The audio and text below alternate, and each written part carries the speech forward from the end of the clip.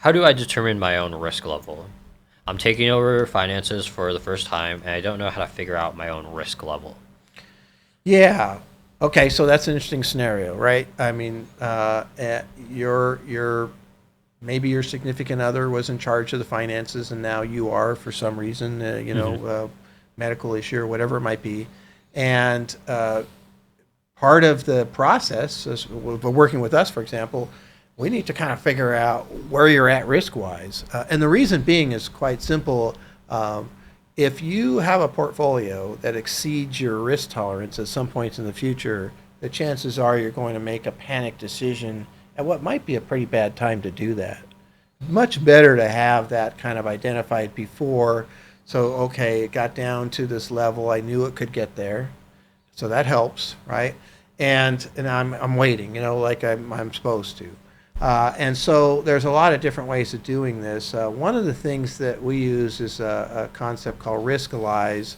Um, and what that does is kind of take a look at your existing portfolio and say, okay, and let me share this screen here, give you an example. It takes a look at your existing portfolio and it gives a risk number. Yep.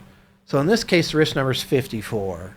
So 100 would be really high risk, as high as you can go, and 1 would be as low as you can go. So this Yep. is a moderately risky portfolio, right? Right, kind of in the middle at 54. We have $7.6 million in the portfolio, and what they're showing here is that their projections based on the makeup of that portfolio, 95% probability over the next 6 months that you would end up at, the red dot there or the green dot, Yep. someplace in there. Now, it's not 100% probability. There's still some worst case scenarios that Yeah, can tail happen. end What they events. call tail risk is, not included in there. But what we look at here is, okay, first of all, there's a percentage. So the red dot says negative 10.3%. The problem with percentages in terms of just trying to, identify your risk tolerance doesn't mean much to you, Yeah. honestly. And what I do like about this is they also put dollars.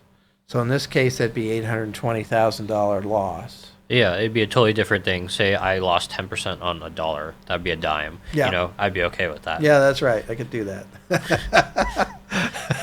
So if I'm sitting with somebody and they've got this portfolio, I'm going to be talking to them about what would it be like for you knowing that you had 7.6 million that is now $800,000 less.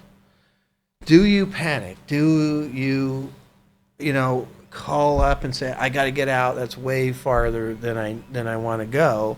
Or is that kind of okay? Now, what I'm trying to do is model a situation for somebody and getting them to, mentally try to live in that situation. Hmm.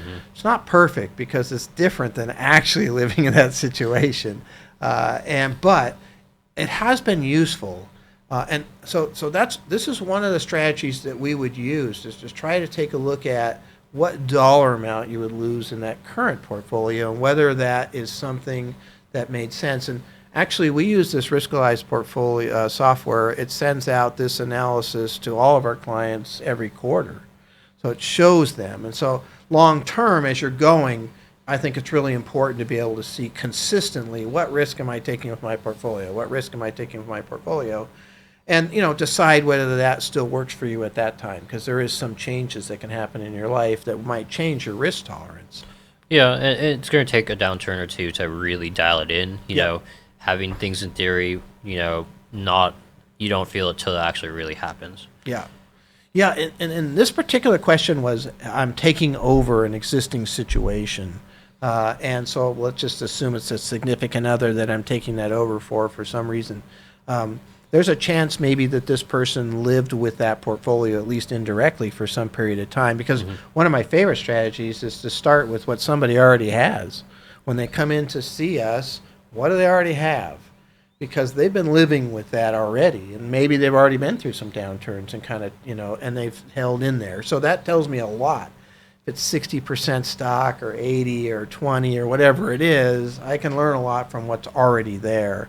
And so that's a good starting spot too. So, identifying your risk level is probably more of an art than a science, because it's essentially a human emotion, which is really hard to nail down.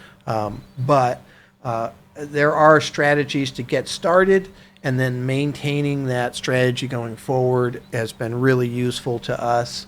And just being able to kind of know. One of the ways to handle more risk is just to know if I have this $7.6 million portfolio and I know it could drop 800,000, and then it does. That's a lot easier to handle than if I thought it was going to drop 400. Yeah. Right? Oh my gosh, it's so much more than I thought. And so if it drops 1.6 million, I'm going to kind of freak out because I thought it was going to drop 800,000 in this case. But nonetheless, it does help to be able to kind of see what is possible.